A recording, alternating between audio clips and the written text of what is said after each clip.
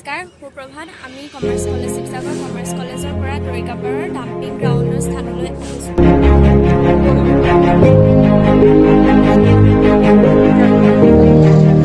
নামৰপেলোৱা স্থানৰ পৰা আহি গম পালোঁ যে ইয়াত ওচৰ চুবুৰীয়াৰ বহুত সমস্যা হৈছে, যেনে উশাহ নিশাহ লোৱাত কষ্ট হৈছে আৰু লগতে বয়সস্থ মানুহসকলৰ কাৰণে বহুতো বেমাৰ আজাৰ হৈছে, যেনেকৈ টিভি, কেঞ্চাৰ আদি ৰোগত মৃত্যু হোৱা দেখা গৈছে।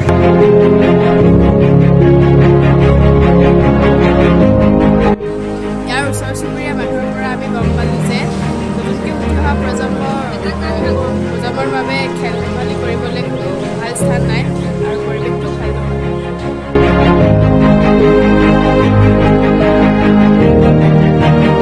ওচৰ চুবুৰীয়া মানুহৰ উশাহ নিশাহ লোৱাত বহুত কষ্ট হৈছে।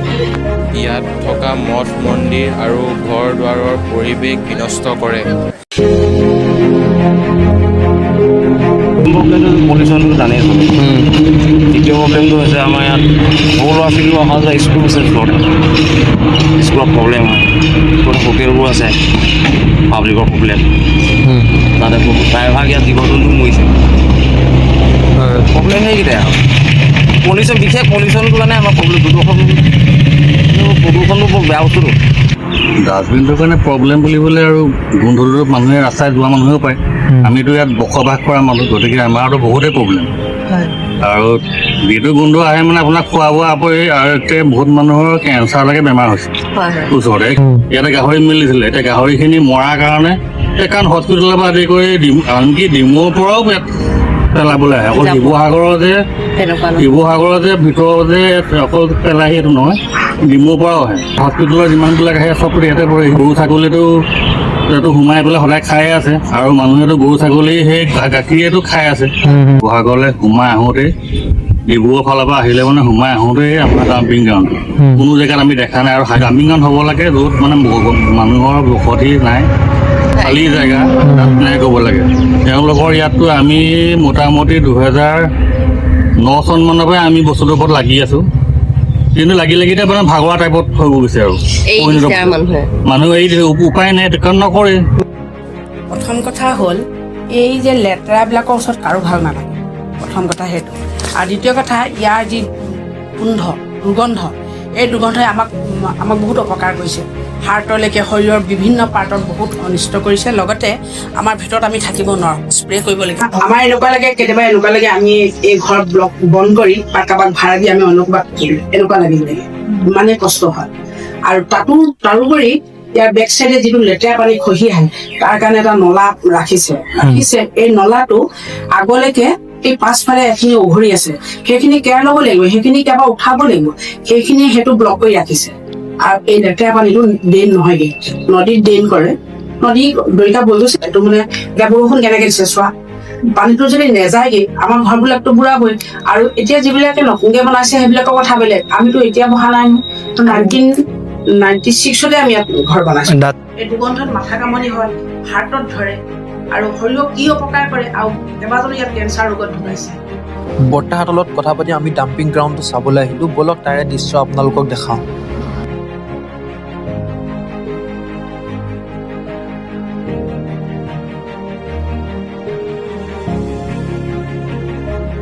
যথেষ্টখিনি অসুবিধা হৈছে। অসুবিধাখিনিৰ ভিতৰত বিশেষকৈ গন্ধৰ যোগেদি আমি খোৱা বোৱাত অসুবিধা হৈছে, জিৰণি লোৱাৰ সময়ত অসুবিধা হৈছে, দিন নিশা কোনো কথা নাই। ঠিক তেনেকৈ মন্দিৰৰ যিটো পবিত্ৰ বাতানুকূল, সেইটোতো এই ব্যাঘাত জন্মাইছে। গতিকে আমি চৰকাৰক আপোনালোকৰ যোগেদি অনুৰোধ জনাইছোঁ, যদি ইয়াৰ এটা সমাধান শীঘ্ৰে সম্পন্ন হয়। মানুহবোৰৰ কাৰণে কিমান কি অসুবিধা কৰিছে। কিন্তু ফলত ৰোগৰ প্ৰাদুৰ্ভাৱ বৃদ্ধি হোৱাৰ আশংকা অত্যন্ত বেছি। গতিকে জনতাৰ স্বাস্থ্যৰ প্ৰতি লক্ষ্য ৰাখি চৰকাৰে শীঘ্ৰে ইয়াৰ সমাধান কৰিব লাগে বুলি মই আপোনালোকৰ যোগেদি চৰকাৰলৈ অনুৰোধ জনাইছোঁ। ধন্যবাদ। ইয়াত যে ডাষ্টবিনটো আছে, ডাষ্টবিনটো যে আছে, ডাষ্টবিনটোৰ কি প্ৰব্লেম হৈছে, অসুবিধা কি হৈছে? অসুবিধা মানে দুৰ্গন্ধ হৈ আহিছে, তাৰ পৰা মানে এতিয়া ডাৱৰীয়া হ'লে মানে বেছিকৈ মানে হেৰি হয়, দুৰ্গন্ধ বেছিকৈ আহে ডাৱৰীয়া হ'লে। এনেকৈ আৰু চৰাই চিৰিকটিবিলাক বেছি গৈছে তাৰপৰা বেয়া বস্তু আনি মানে গছৰ ওপৰত হেৰি কৰি কিনে মানে পেলাই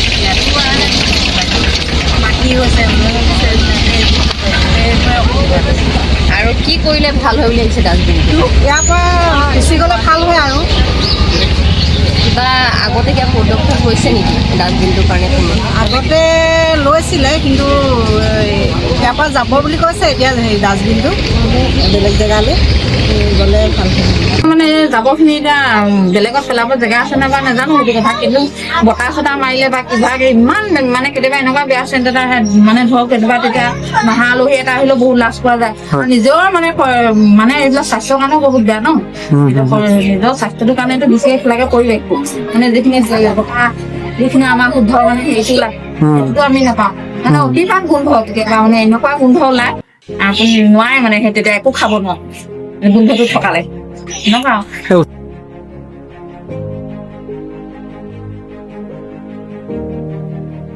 অলপ অনবৰত গোন্ধটো ওলাই থাকে, বৰষুণ দিলেতো ওচৰ চুবুৰীয়া মানুহ থাকিবলৈ অলপ অসুবিধাই হয়, খুব গোন্ধ ওলায়। আৰু এইটো কাৰণতে চাগে ওচৰ চুবুৰীয়া মানুহ বহুত বেমাৰ আজাৰ হৈছে, যেনে টিবি কেঞ্চাৰ বেছি হৈছে আমাৰ এইটো গাঁৱত। পাছৰ গাঁওখনেই নাওজান গাঁও, খুব গোন্ধ মানে থাকিবই নাই। ডাৱৰীয়া হ'লেতো মানে থকাত বেমাৰ আজাৰটো বেছি হৈছে। আমি কৈছোঁ তাৰপৰাই হৈছে কেঞ্চাৰ টিবি হৈছে দুৰ্গন্ধটো যোনটো আপোনালোকৰ ফালে আহিব। বৰষুণ দিলেতো আমি দিবই নোৱাৰোঁ। এই নদীখন যে আপোনালোকৰ যে কিনাৰেদি গৈছে সেইখনততো আহি পেলাই বস্তু লেতেৰা জাবৰ জোঁথৰ পৰে আৰু তাততো মানুহবোৰে চাগে গা হাতো ধুই আছে, সেইখিনিতো তাৰ অসুবিধা হয়। আৰু কিবা ক'ব নে আপোনাৰ এইটো ইয়াৰ পৰা ষ্টেপ লৈছে আৰু কিবা ষ্টেপ লৈছে নেকি চৰকাৰে? কিবা ষ্টেপ লৈছে নেকি? এনেই শুনিছোঁ সোমাবলৈতো নোৱাৰোঁ, তাত কিবা গাড়ী সোমাই কিবা এইটো প্লাষ্টিকখিনি কিবা এটা কৰিছে বুলি ব্যৱস্থা কৰিছে বুলি কোৱা শুনিছোঁ, ভিতৰত সোমাবতো নোৱাৰি। হয়।